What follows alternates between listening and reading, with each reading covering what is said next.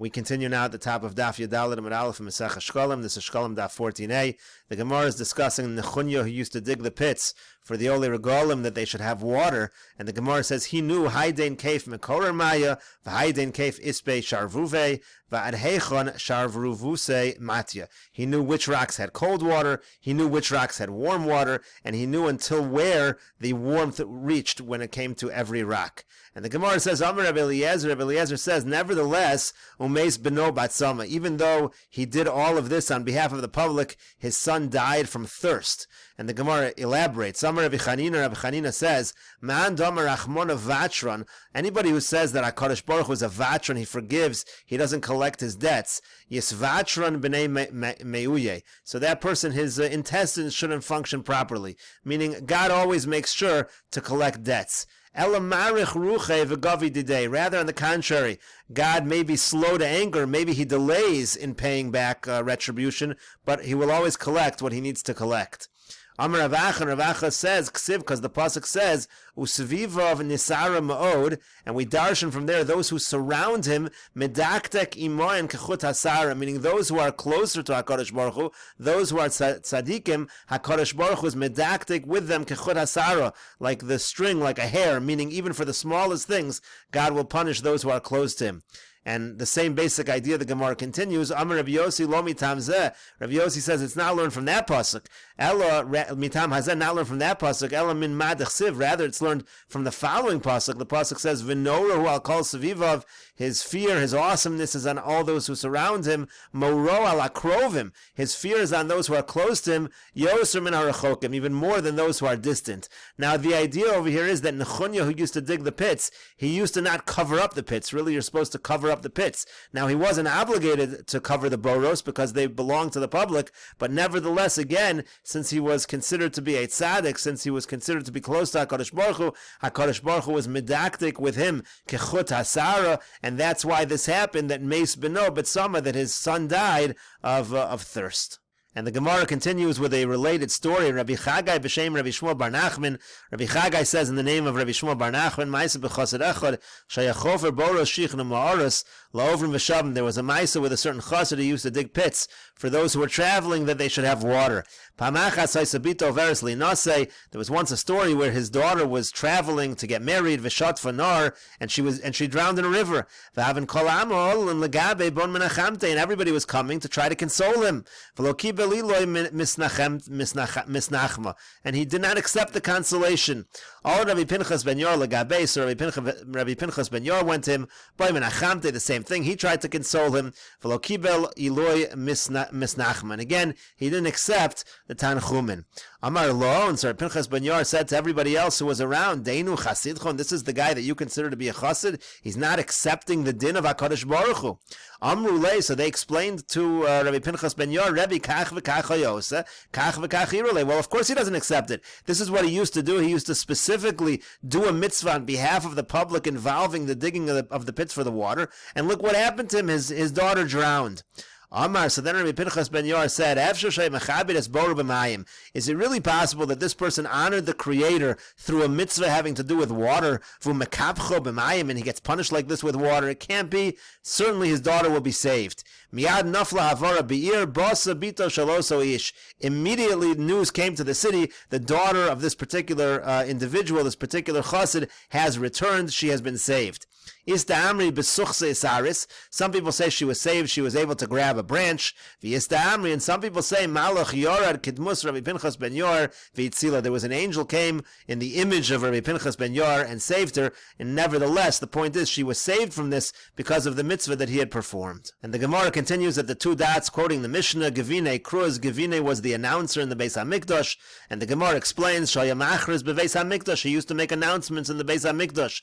Mahaya Omer, what would he say? Imdu HaKohanim LaAvoda. The Kohanim should stand up and do the avoda, u'leviim l'duchanan v'Yisrael l'ma'amadan, and the Leviim should take their stations, the Yisraelim should take their stations.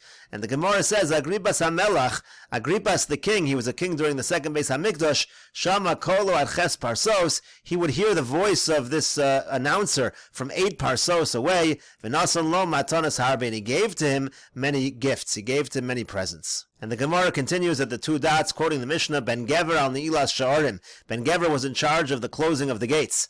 So the Gemara says, Tirgim Rav Kumi de Beis Rav Shela. Rav explained in front of Beis Rabbi Shela. Now here he's explaining a particular Mishnah in Yuma. The Mishnah in Yuma uses the term Kriyas HaGever. So he explains the term as follows.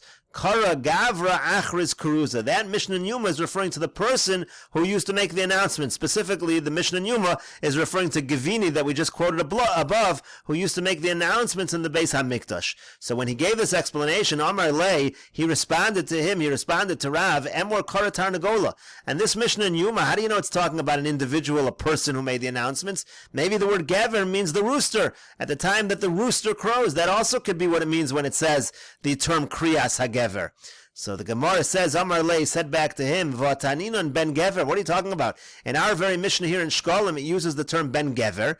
Islach l'meimar bar tarnagoli. You think over here it means the son of a rooster? Obviously, ben Gever here is a person. Sometimes the word Gever means a rooster. Sometimes it refers to an individual. And so therefore we can say as well in the Mishnah in Yuma, it refers to an individual. And the Gemara continues at the 2 dots, Ben Bavi ala Pekia. It said in the Mishnah, Ben Bavi was in charge of the wicks, as the Gemara explains. Shayim mezayig psilos. He used to fashion the wicks that were used, again, in the Beis HaMikdash. So Rabbi Yossi all the Kufra, this Gemara continues with a story. Rabbi Yossi went to Kufra, Bo Mimanya Aleihon Parnasim. He wanted to appoint people to be in charge of the tzedakah, V'lo Kiblin Minho. Nobody wanted to take the job.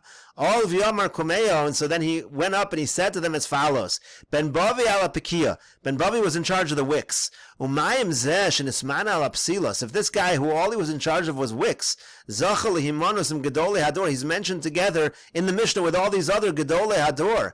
Atem shatem nismanin al Chai Nefashos. You who are being appointed over tzedakah, which is Chai Nefashos, which is life and death. Lo kol shekain. Certainly you should be honored, and you'll be counted among the Gedolei Hador if you take such a position. And the Gemara continues at the 2 dots, quoting the Mishnah, Ben Arza al Tzilzel. Ben Arza was in charge of the tzilzel. These were the cymbals, a musical instrument that was used to initiate the singing of the Levium.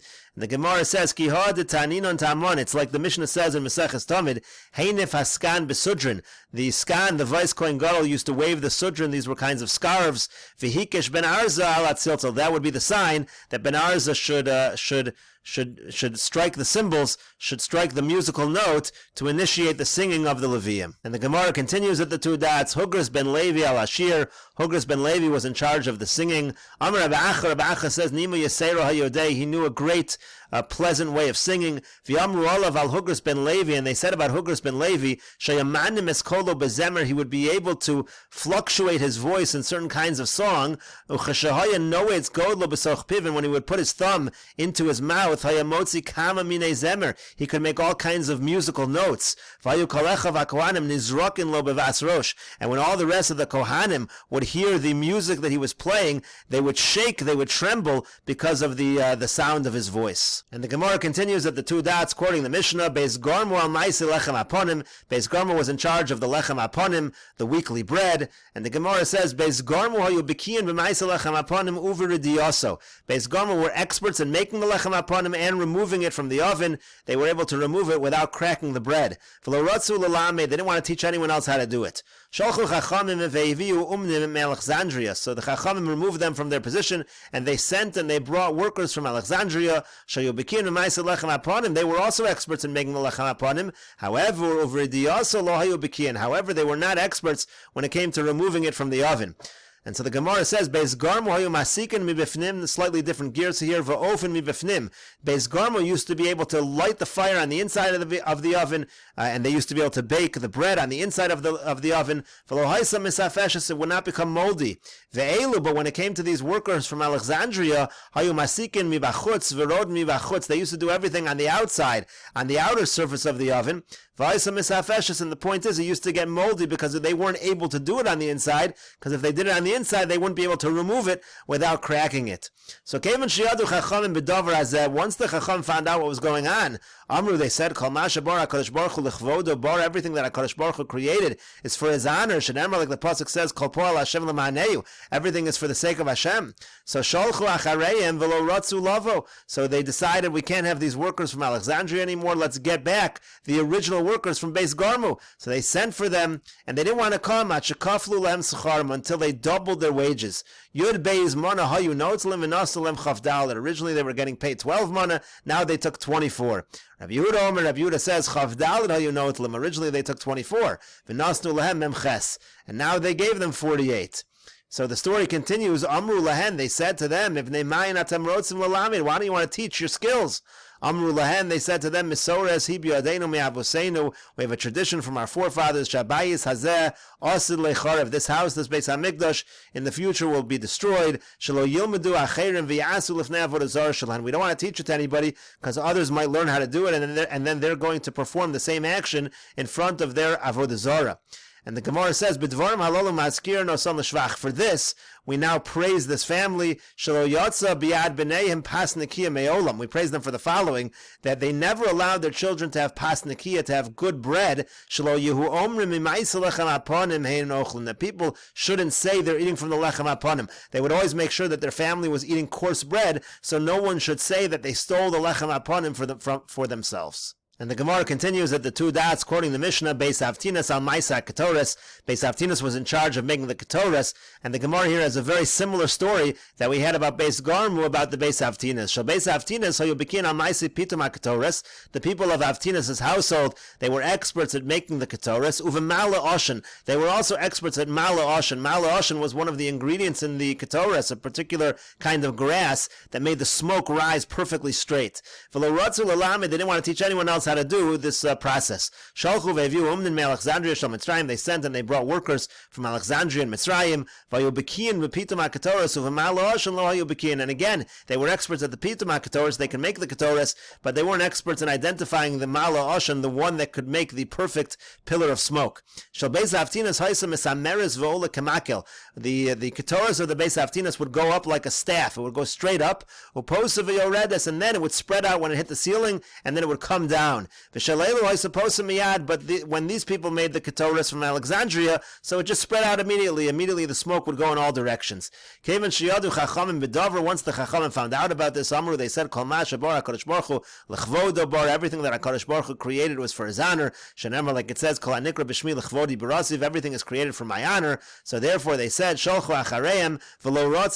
again, they sent after for the Beis Avtinas, and they didn't want to come. Some have a different gears here. HaKadosh Baruch Hu lo pal el l'maneu shenemar kol pal Hashem l'maneu, quoting a different pasuk, but again the idea is everything is for the sake of Hashem. So again, sholchu achareim v'lo ratzu lavo, they sent for the Beis Avtinas. They wanted them to return, but they wouldn't come. At shekaflu and schar and yud beis mana, until they doubled their wages.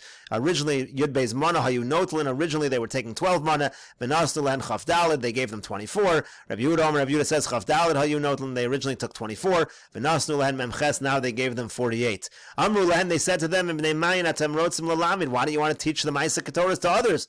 Amru Lahen, they said back to them, we have a tradition from our fathers, that this Beis HaMikdash in the future will be destroyed. We don't want others to learn how to do it, and they'll do exactly this, in front of their Avodah Zarah. And for the following, we mention this family and we praise them, that no woman from among that family used to leave adorned with certain fragrances. Not only that, even if one of the males from this family would marry a woman from somewhere else, he'd make a condition with her, that again she shouldn't use these kind of fragrances, these kind of spices. The point was, they didn't want anyone to suspect them that they were using the ketoras for personal use. And this fulfills that which it says in the pasuk,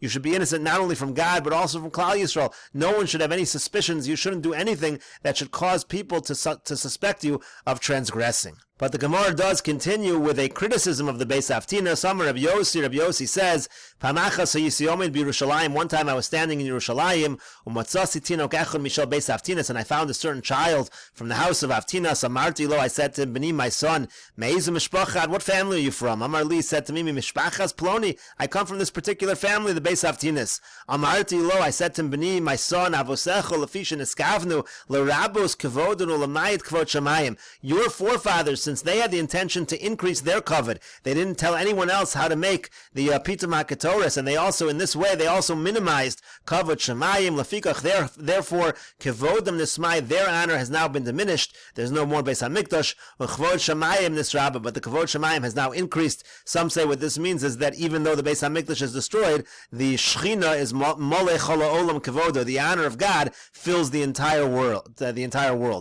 Amar Rabbi Akiva says, Sachli Shimon ben Luga. Shimon ben Luga told me the following: Malaket hayisi asavim. One time I was collecting grasses. Ani v'tinok echon mishal Beis Haftinas. I and one of the children from Beis Haftinas, we were collecting asavim. V'ra'isi oso shaboch, and I saw that he was crying. V'ra'isi oso shasachak, and then I saw that he was laughing. Amarti lo, I said to him, B'ni, my son, lama bechisa, what are you crying for? Amar li said to me, Al kavod shal Beis Abash and Ismail, because the honor of my family has been diminished. There's no more Beis Hamikdash. There's no more pitum hakatoras. V'lama sachakta. So then I said to him, why are you laughing? Amar li said to me, Al hakavod hamesukan letzadikim losid lavo. I'm laughing or I'm smiling about the honor in the future that is set aside for the tzadikim. And then I said to him, Umar Reisa, now what did you see that caused you to think of all these things? He said, Mal le'oshan lenegdi. He says, I see this particular grass called the Mal le'oshan, which makes the smoke go straight up. So no misi lo. So I said to him, B'ni, my son, Hareoli, show it to me. Let me see what this grass looks like. Amar li said to me, Rebbe, my Rebbe, Mesoras biyadi, I have a tradition, me'avosai, from my fathers, shelo laharosu leviryeu, not to show it to anybody. And the Gemara continues with another story along the same lines. Amar Rabbi Yochanan ben Nuri. Rabbi Yochanan ben Nuri says, one time, Paga bi zaken echad, a certain elder met up with me, Mishal Beis Haftinas, he was from the house of Haftinas, Umegillah Samonim biyado, he had a scroll with all the instructions of the Samonim in his hands.